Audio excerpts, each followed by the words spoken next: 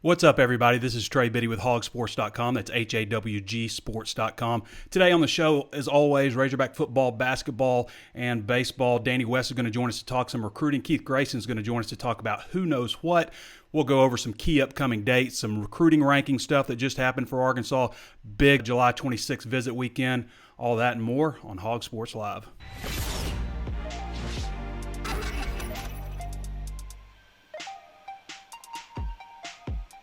Well, first of all, I want to go over a few key upcoming dates. And before we get started, as always, I don't know why I'm having trouble with my OBS here, but before we get started, I want to remind everybody there's plenty of ways to watch and listen. And right now at hogsports.com, you can sign up for just $1 for your first month, or you can sign up for a year, take 30% off your first year, and get a 7-day free trial with that as well. So you can watch on Facebook Live. Watch on YouTube. If you're watching right now, I want you to go ahead and throw a thumbs up. If you like the content that we produce, subscribe to the channel, hit the notifications bell on YouTube so you're alerted anytime we upload video. Also available on Apple Podcasts. Throw us 5 stars if you like the content and a review. We'd love to have that to help get our message out to more people. Stitcher and Spotify also. So get your questions in also, because as I said, Danny West is going to join us. We'll talk a little bit of recruiting stuff and we want to get to that also. So key upcoming dates for Arkansas. First of all, today is the end of the dead period. The dead period is officially over. It's gone 1 month, so that's a huge dead period, but it's only open for a little while. It's only open until the 31st. Actually, August 1st is when it ends, which is also the first day that coaches can send out official offers to recruits. It's kind of crazy that not until the August 1st of your senior year can you actually receive an official written offer from a university. So that's a big date, but this week it's just 7 days here that you have to bring recruits on campus. So schools going back and forth, fighting for recruits. We'll talk more with Danny West about some of the visitors that are expected. But so that is lifted today, so they can have face-to-face contact. And the July 26th visit weekend is when Arkansas is really going to take advantage of that. We've got the Coaches Media Golf Tournament, the second annual one under Chad Morris on Monday, July 29th. That's a big event. We'll get to speak with Tremaine Carroll. That's always big to talk about some of the transformation that guys have gone through in the offseason, learned a lot about body fat percentages and, who's pressing a lot of weight and things like that, who's impressed among the newcomers. That's always a big opportunity to speak with him. And really the last time you get to speak with him for a year. Same deal with the assistant coaches. We won't talk to Arkansas assistant coaches again until after the season sometime, probably before spring, maybe around signing day, possibly. But really, it's going to be a while. So this will be the last opportunity to speak to those guys. So that's a big event. Players officially report on August 1st, even though all of them are here. They still officially report on August 1st. Now, they'll probably hold a big weigh-in. All the weights that you see right now going back, in the media guide and things like that, all of those weights are actually from a year ago when they did this. So they have a big weigh-in. It's kind of something between what you'd see for UCF and boxing with a little bit of WWE mix in. They make a big deal out of that. So that's on August 1st, and practice starts August 2nd, right after that. So they have to go through a 5-day acclimation period with the pads. So they'll slowly integrate more pads into what they're doing, and then on the 5th day, they'll be able to go full gear, which is likely to be Wednesday, August 7th. Although there's been no official schedule release, we're expecting them to go 6 days a week, take Sundays off. That'll have time for 19 practices leading all the way up to game week. So expect 19 practices, 2 scrimmages, not including the Beanie Bowl, which is a dress rehearsal. So we would expect a scrimmage on August 10th, August 17th, and then the Beanie Bowl rehearsal game on August 24th. So, yeah, that's pretty much it for all that stuff. Grass field, they hope to be on that by August 10th. Now, they're not going to practice in the stadium that much like they would in the past because it's a grass field and they don't want to tear it up. But August 10th, they're hoping. August 17th, if not August 10th, August 17th. They also have a former player barbecue on August 17th. So that's a big deal with Chad Morris, obviously welcoming in a lot of players. So I thought that was interesting what he said about if you're playing in the natural state, you need to be on natural grass. That's a good point. And there is something about natural grass, whether it's healthier for the players or not. I don't know. I don't know what the numbers say. I've always felt like natural grass is best. It's obviously more expensive to keep up a grass field with the watering and mowing and all that stuff and painting and all that stuff. But I don't know. He's right when you talk about the smell of fresh cut grass and fresh paint out on the field. There's just something about it. So I'm glad they're going back to natural grass. We've got a lot of stories lately just about, position previews. Our latest one that I released was just the nickel position. Arkansas relying on so many young players there at nickel, and we'll see where Brito Tutt winds up because he has played some nickel, but Brito's been so injured, as a senior cornerback.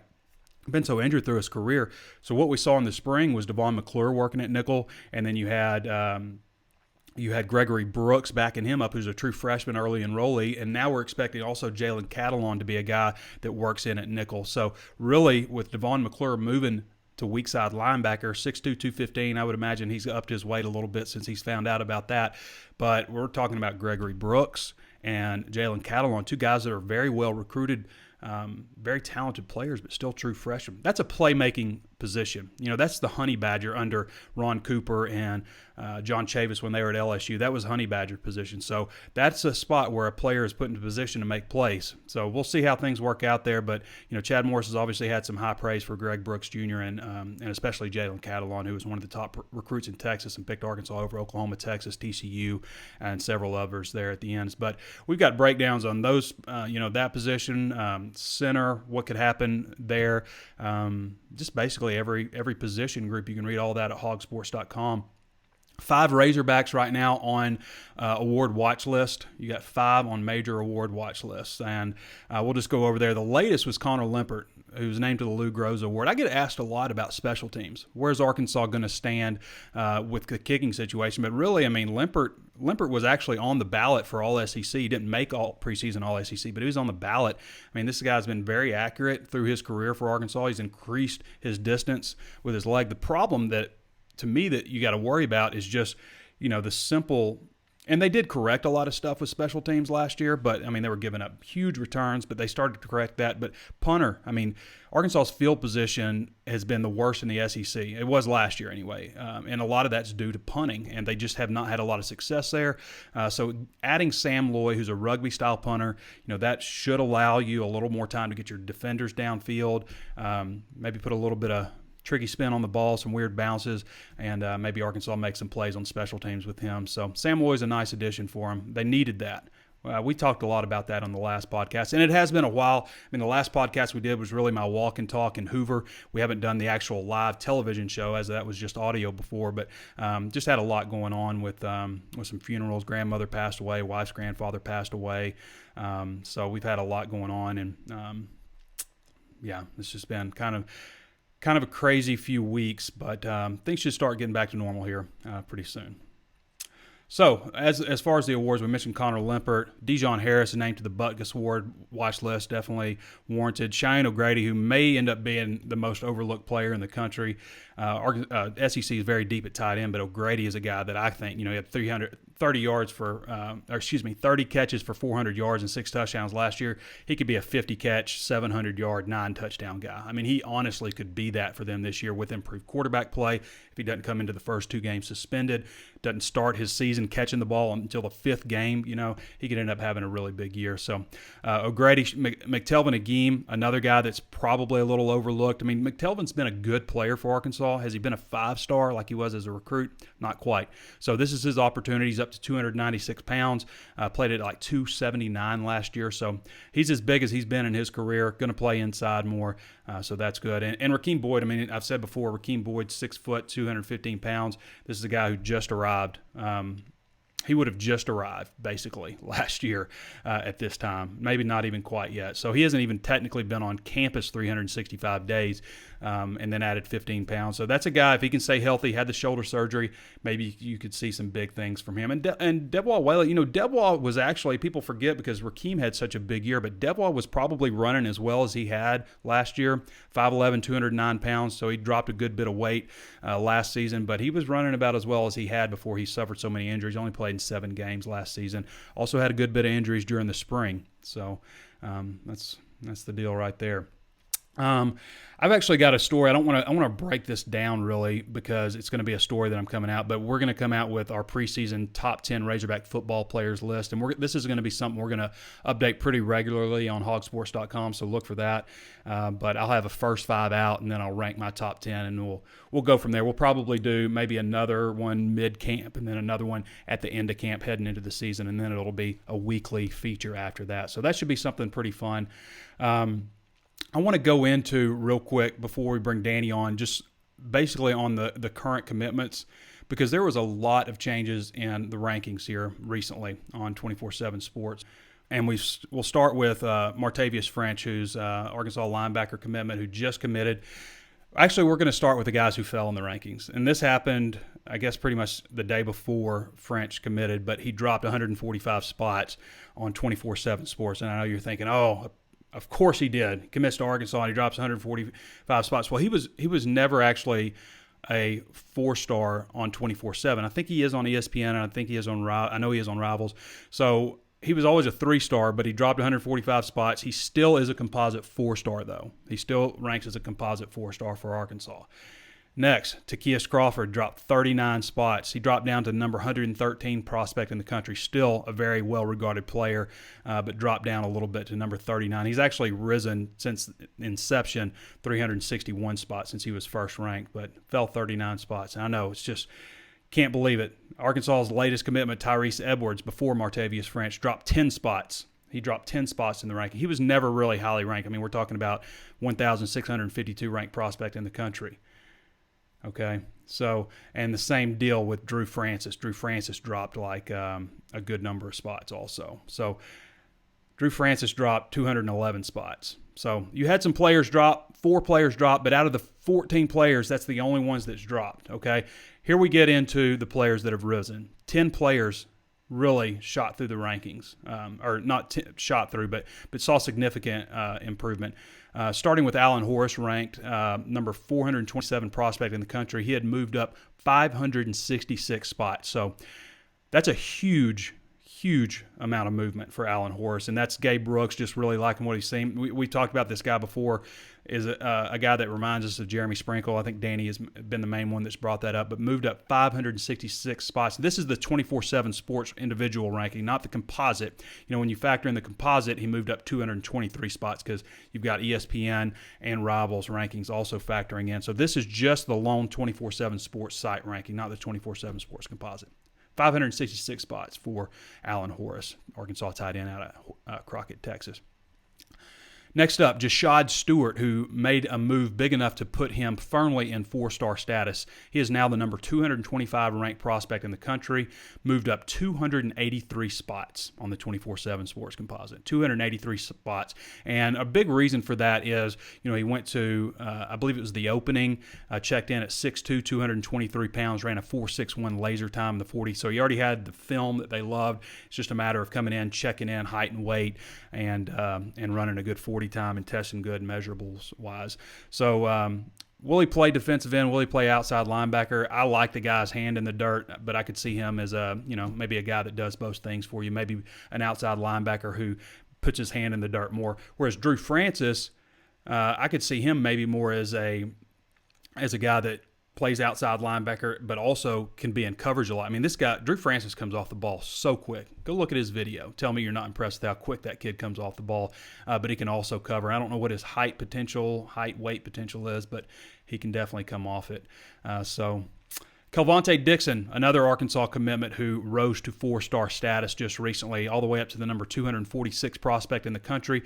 He made a move of 224 spots.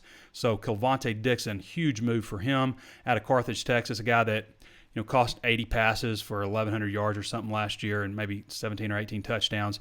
But a guy that's listed as an athlete, could possibly play running back. They line him up in the backfield also, but maybe more wide receiver than anything.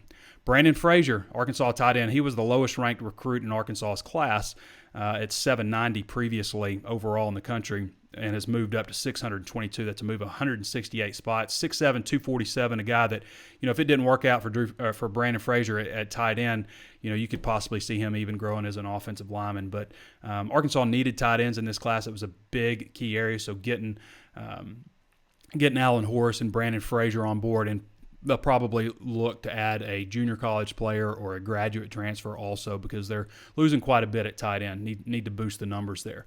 Mason Mangum made a well-deserved move up, moved up 79 spots to number 827 prospect in the country.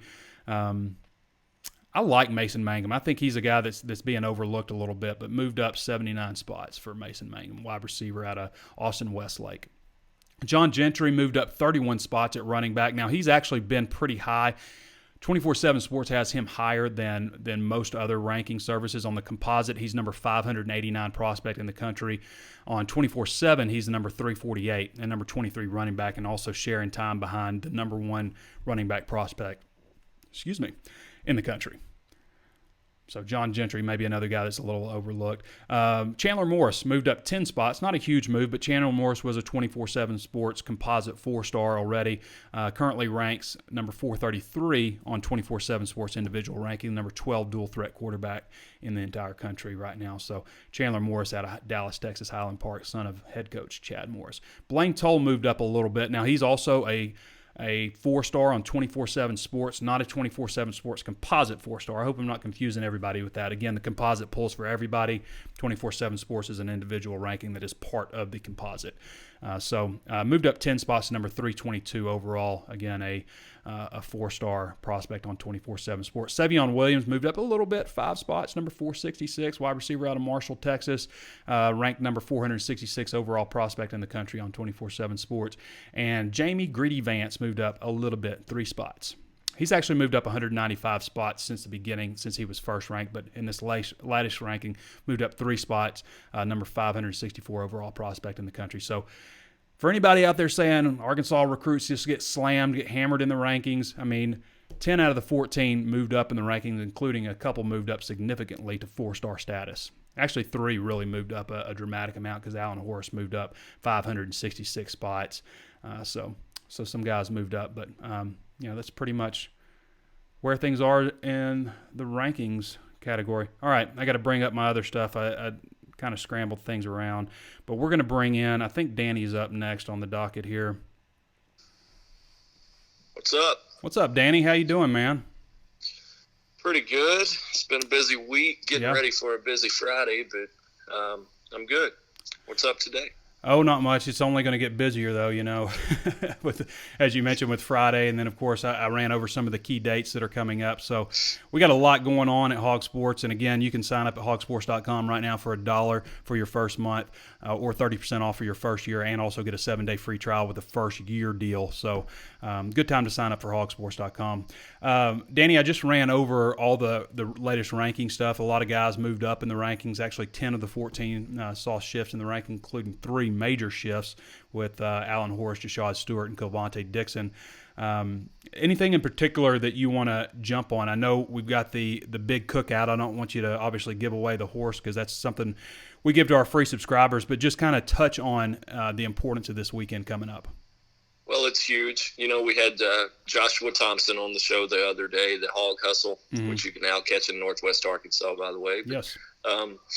Yeah, we had him on. He hit on it a little bit. I mean, they're really shooting for quality over quantity, for lack of a better phrase, this week. You're looking at about 25 guys, maybe a handful, maybe 7, 8 guys are going to be already committed to you. So, you bring those guys in, maybe help them. Maybe they can help you with some of the undecided guys. And I think there's some guys on the fence there where you've got a potential to come away with, 2 to 4 maybe commitments there. So, I mean, you think about it, they've already added 3 in the last week, basically. So if they were to come away with 2 to 4 more, I think that's now you're hitting the target number that we've kind of been anticipating going into the summer months. July last year was a really good month for them, and it's shaping up to be another good one. So huge weekend. To answer your question, a lot of really good players there. Again, we're not going to run through all of the names here, but a lot of 4 stars, a lot of 21, class of 2021 targets coming in that are just elite. I mean, big-time dudes. So to get a head start on some of those is really key for them as well. Danny West joining us at hogsports.com. Darren Turner, you had a story about Darren 168 prospect in the country. What can you tell us about him? You think Arkansas is in great shape there, right? Yeah, suddenly. Yeah. I mean, okay, so this is a guy, he's out of Memphis, Central High School. He's listed as a 4-star wide receiver. Mm-hmm. Trey, I actually think he ought to be listed as an athlete that can do a lot of different things, including defense. You know, I'm sure he wants to play offense, but I'm just saying I think he could play defense at a high level as well. Super athletic, 6'2", 206. When you're talking about a 4.18 shuttle at 206 pounds, 6'2", I mean, that's an athlete. Yeah. So really, really big-time offer list. He had Alabama. He was at one time committed to LSU. He backed off of that commitment in March. And at that time, you know, he was coming off of an Arkansas unofficial visit. He had just visited Alabama. And I think most everybody, myself included, just kind of assumed Alabama's probably going to be the pick, right? Mm-hmm. Typically when somebody decommits from a school like LSU, it's for Texas, Florida State, Alabama. You get the point there. Mm-hmm. So as time goes on, long story short, time goes on, I don't think Alabama has quite made him the priority that Arkansas has, and Arkansas would love to have this guy. So he was committed to LSU. He was for quite a while. That makes me think that Billy Embody, who's one of our LSU insiders on 24/7 Sports, he made a crystal ball pick also for Darren Turner. Yeah. So that's probably also a good sign for Arkansas in addition to your feelings. And he's coming in this weekend. I failed to mention that, but he'll actually be on campus Friday. Now, when I put out my crystal ball, I'm not saying I'm expecting that to happen this weekend, but I'm not saying it's not going to happen either, if that makes sense. Danny West joining us here. Brian Wharton has a question for you, Danny. He says, what do you say, Brian? He wants to know if Arkansas has a chance to get a top 15 recruiting class in 2020. Obviously, I don't know that it's trending that way exactly. Yeah, but top 25 is possible. I mean, you get guys like Darren Turner, you know, Bryson Easton, some of those guys. Who knows?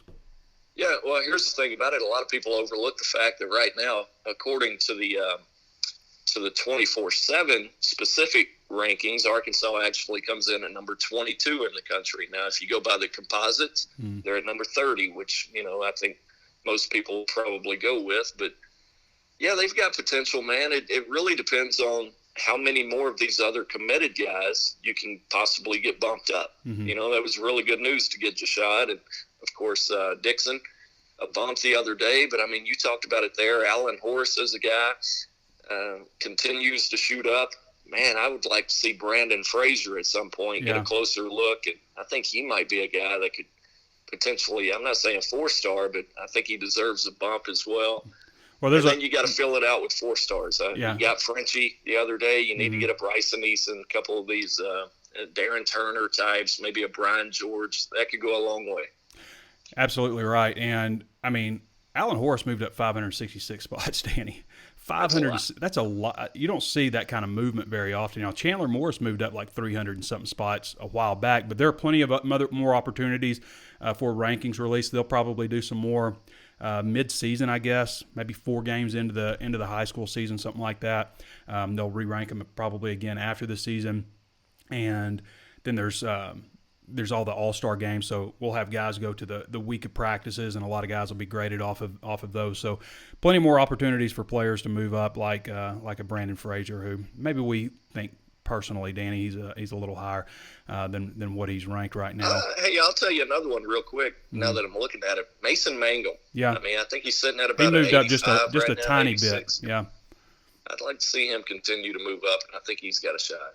Danny, these last commitments, we talked about Martavius French a little bit, but Arkansas got 2 big commitments. I'd say big. I mean, they're really, you'd think about them as more as projection guys. They actually are 2 players that fell in the rankings, and Drew Francis and Tyrese Edwards. Now, for anybody, again, I got to say, for anybody who hasn't watched Drew Francis's video, and I don't know what his frame is like, what his growth potential is, but that guy comes off the ball as well as anybody in this class right now. What do you think Arkansas's thinking is in bringing in these 2 kids from Knoxville? And because, like you said, I mean, they're not super highly rated. Are these guys that are maybe guys that Arkansas is out in front on, or what's your thoughts? Well, they've both been here a couple of times, Mm-hmm. and I mean, there was a connection there. Obviously, Arkansas wants to continue their trend in Central Tennessee right now, Eastern Tennessee, whatever you want to call Knoxville. But I think that played a role into it, just trying to get a little bit of momentum.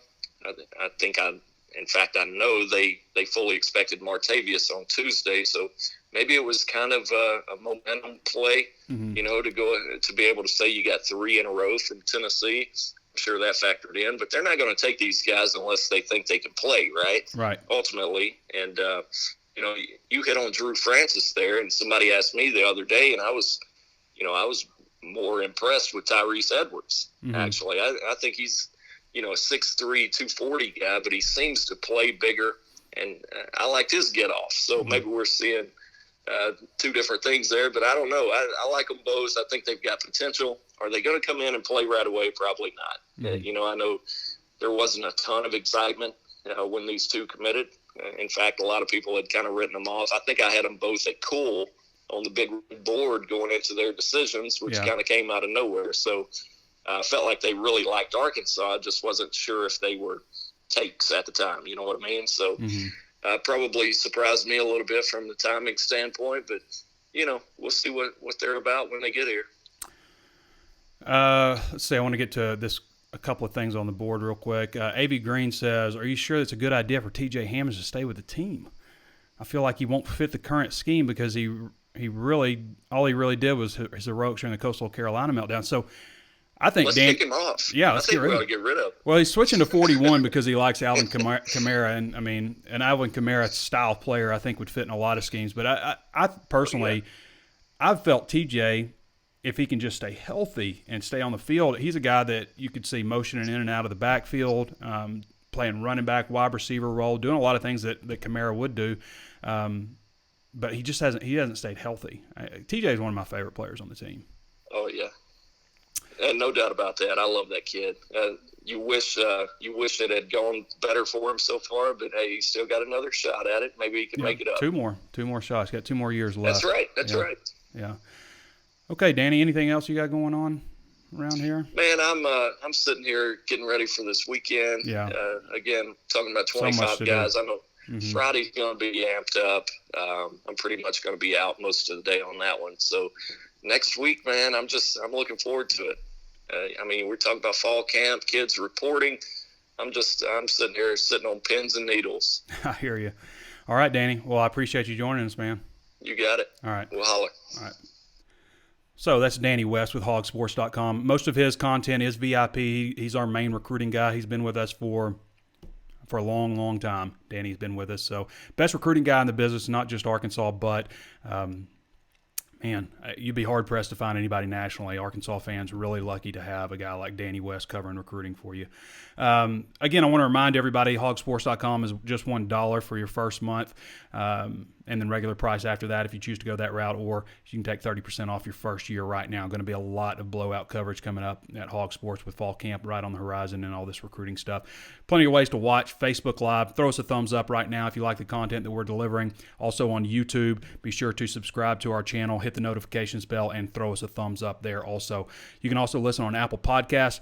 Throw us a 5-star review if you like the content again, and get in there and comment. Tell us what you like about the show, or if you're on Apple Podcasts. I'm not sure what the rating system is for Spotify or Stitcher, but I assume it's similar. But plenty of ways to watch and listen right now. All right, next up is Keith Grayson. We're going to go to Keith now and see what he wants to talk about. Keith, you never know. You never know what you're going to get with Keith. What's up, Dudley? Oh, you never know. You never know what you're going to get with Keith Grayson. How's it going, man? Good, man. How do you prepare? I know you got a lot going on with the SEC media days and everything going into the football season, but how do you prepare for fall practice? I mean, it's upon us, isn't it? I count it. This is football season right now. You're right. It is football season, and I'll say a lot of the ways that I prepare. I mean, first of all, it's not my first rodeo. It's 16th fall camp coming up for me as a media writer, not just as a student or anything like that. So I don't know. It just kind of happens naturally. I know what to expect. I know a lot of it's kind of playing the orchestra with, Alec and Danny and Pete, making sure that they know what to do. But, I take a lot of pictures in camp. That's kind of, almost a hobby of mine. I love pictures, editing pictures and stuff. And like putting together photo galleries, I really become more familiar with each player, numbers and stuff like that. And I think that's one reason I'm able to rattle off names pretty quickly. But there's no, I say prepare, but there's no real way to prepare for it. I mean, it gets so chaotic because it's 6 days out of the week, and Sunday, you say Sunday is rest, but really Sunday is just preparing for the next week. Right. Well, as a fan, to get through July and into August and the practice schedule where the camp officially begins, I've been going back, and I pretty much have a bunker where I watch film on Chad Morris's second year at SMU. I've watched all those games, rewatched that to kind of see how the transition starts to look in year two, and then went back and looked at Nick Starkel's game against Ole Miss. If you go on YouTube, you can find Starkel's every pass against every team that he's played, which is pretty interesting to kind of get some sort of heads up on that. Keith, what do you think about quarterback situation? How do you think it's going to play out? Well, I look at it like this, and this is, again, I'm kind of a conspiracy theorist. Oh gosh. I think Ben Hicks was brought in to potentially be a GA. I think they may have struck a deal with him and said, if you get beat out by Starkel, don't worry, we're going to get you a coaching gig somehow. Because I don't know if, of course, he's hyper competitive, Hicks, and he probably thinks he's going to make the NFL if he does well this year. Well, Starkel has NFL talent, and so or at least the NFL frame of what they're looking for, and everything. So I mean, from Hicks, the obvious thing is that everybody has spoke ad nauseum on is that he knows the playbook and he's a coach on the field. It could be that he could be that missing piece to transition the spring and connect it with Starkel when he gets here. I don't know what kind of discussions. That's what we're missing in all of this is. What discussions are they having with the player? You'll never get that out of them, in the recruiting process. So Hicks, I don't think he didn't have a great year last year, and you don't like the nickname of Pick Six Hicks. I didn't watch a lot of his stuff under who is at SMU now, June Jones or something. Yeah. Is that right? I think maybe it's the guy from Cal. I think June Jones was there before. Yeah, you're right. June Jones preceded him. Chad. The dude from Cal, whatever his name is. I don't know why I've forgotten his name too, but I can see his face right now. But you're right. He didn't have a great year. I mean, a little bit of a system change, obviously, and that happens. I mean, we saw at Arkansas, players, not fitting in well with the new system, and some maybe dissension. Obviously, he transferred at the end of the year. But I'll tell you what I liked about Hicks from the first practice that he came into Arkansas. He was basically not running practice, but he was the clear leader out there for the offense. I mean, he was getting guys lined up. It would look like he'd been out there forever. So my question is, Keith, is how long before Hicks's advantages of playing in this system, really understanding the offense, the ins and outs, because they really opened up things his redshirt sophomore year, his last year under Morris, how long before all of that experience and with this having been there with the spring, familiarity with the players, how long before Nick Starkel's talent catches up to that? Will it be before the start of camp, or will it be before the start of the season? Will it be into the season? I think that's the question, really. It has to be, in my mind, they're going to see it if they haven't already. They know Starkel because I think they recruited him as well. And he's a Texas guy from Argyle. They know him. So I think that it's not like and let's get this. It's not like he's been running some crap out there on offense. He's been running Kevin Sumlin and Jimbo Fisher's offense. So yeah, he's right. He's not just coming from nowhere. And it's as all his film was as a freshman, so he's going to have some freshman mistakes. So what I looked at when I'm watching all of this, and I watched I think of Wake Forest, New Mexico. He threw for 415 yards and 4 touchdowns in the first half of the New Mexico game, which doesn't, it's New Mexico, but at the same time, we don't have anybody that could do that in a couple of years past. No question. There's no question there's not a quarterback on last year's roster who's capable of having a 4-touchdown game or a 400-yard game or anything close to that. but it's all short stuff. You know, a lot of Sumlin stuff, they're just running bubble and some sideline throws to just get the ball out in space in a hurry. They're throwing to the back a lot. I like, throwing to the running back's a very hard deal, and he can hit him every time in the hands. And so we saw that last year where he couldn't complete a pass to Rakeem Boyd. And he had tons of space in front of him to make something happen. He does have some drawbacks. I don't like it on deep routes when quarterbacks underthrow the receiver consistently, because that's when really bad things happen. If you want to go over the receiver and miss long. Hicks does that.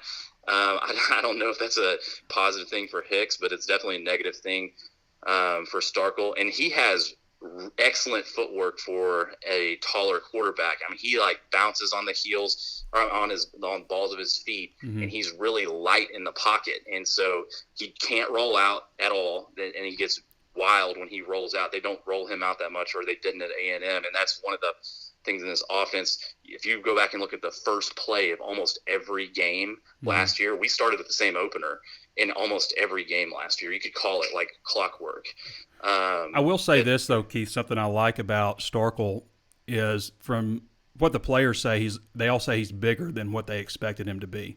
He's listed at, I think, 6'3", but they say he's really physically well put together. And that's, for some reason, I like that about players. When I always feel like a player is bigger than he's actually listed, when you're standing up next to him. Like Greg Childs, for example, was listed at 6'3", but he always seemed like a 6'5" guy to me, So I don't know. Darren McFadden was listed at 212 pounds, but always seemed bigger than that to me.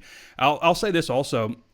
An advantage for Starkel is having played bigger teams. Now, he's had more talent around him, but he's faced bigger name programs. And, I mean, Hicks, they played Michigan, Baylor, and played TCU 3 times in his time at SMU. So he has faced some major college programs. They got throttled pretty good in all but one of those. I think one of them they lost 56-36. I don't know if that would be a throttling, but they were able to put up some points on offense against TCU one year. But, But in the whole discussion of who's going to play, I look at it like this. You think Nick Starkel came here thinking he's going to sit out a year? He's got 2 years to play. You think he's going to – and neither one of them. That kid has had – a lot of this starts with what you guys cover in recruiting, and we're sitting here like, why does Will Gregg want to have 45 offers as a senior when he's going to be a Razorback? It's because it's marketing. They are building an NFL brand in high school, saying, I got offered from all these schools, and I went here. It's the same thing with Starkel. They have, and on every telecast, they're like, this kid is going to be an elite quarterback. And then he transfers, obviously, with the coaching change at A&M. The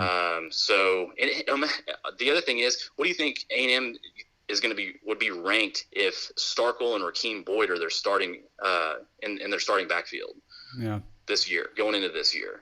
So we already got 2 major pieces of the puzzle right there. I think it could be big, that Texas A&M game, to have Nick Starkel under center or behind center, and then Rakeem Boyd behind him. I think that could be something to watch. And I do this to myself every year. I hear all these drinking the Kool-Aid. We're the most underrated team in the SEC. Everybody's sitting here predicting 5 wins, and there's been a lot of changes. You look at changes at coordinators and quarterbacks. I mean, there's an SB Nation guy, Bill Conley, that does a breakdown of returning production, but he factors in grad transfers, and recruiting factors into his scoring system. Arkansas is the highest one outside of Alabama and LSU on our schedule. Everyone else is ranked below Arkansas. We're the 7th best in the SEC with returning production, if you factor in a guy like Hicks and Starkel. So I definitely think that, this is when I do it to myself every year. August, I start reading the practice reports, and I'm like, Myron Cunningham's going to the NFL. Hey, I'll say this, Keith, though. Let's just kind of break this down for a second. Regardless of whether it's Hicks or Starkel, would you rather be in last year's situation at quarterback or this year's? For sure, this year. Would you rather be in last year's situation at running back or this year's? This year. We got 4 all SEC players. Same question for wide receiver. I think yeah, it's tight end. Obviously we're going down the line. Yeah, they've upgraded Offensive every position line on the offensive line. Yeah, and on the offensive side of the ball. I mean, defensive line even. I mean, defensive line, everybody's back. I mean, except for Randy Ramsey. I mean, and they're all seniors. Yeah, and you got your top 5 guys are seniors. Linebacker, would you rather be in last year's or this year's? Linebacker, you might say last year you did have Dre Greenlaw, but that might be a little bit of a wash because I think Bumper Pool is in store for big things. So linebacker might be the one position you kind of question. Secondary, I think, was in need of some new blood. I don't think anybody's doubting that. They got some really talented young guys. Better situation at kicker because Connor Limpert's a year older. Better situation at punter because anything would have been better than what they had going on last year, I think. I think to touch on the everything's better, isn't it? I mean, everything. Oh yeah, across. I mean, we're talking about a 2-10 team last year, and for me, I always have to make sure I say, because people throw this back at me later, when I talk about things of being good or being better, again, I'm talking about getting back to a bowl game, getting back to 6 wins. That's the target.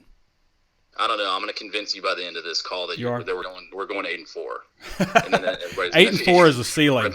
So 8-4. This is what 8-4 entails. First of all, winning all 4 non-conference games, which you absolutely should do. There's no question you should win those 4. That would be a huge failure, I think, if they lost any of those.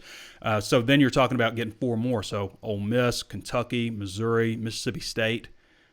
Maybe shocking Texas A&M or shocking Auburn, something like that. But that's really, to me, the ceiling is 8 wins. That's everything going right. Running into a couple of teams that are just having some huge turmoil. They don't have a healthy running back or a healthy quarterback or something like that. That's what 8-4 is. It's getting lucky and everything going right. As long as the ceiling is no longer the floor, I think I'm good. Yeah.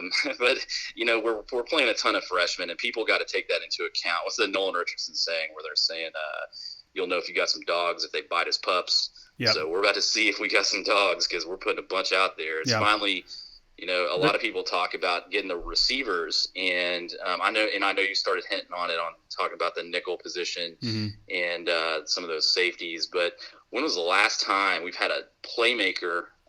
Everybody thinks playmakers are on offense. Playmakers are on defense, and as well. So I mean, Jalen Catalon and Joe Fachet.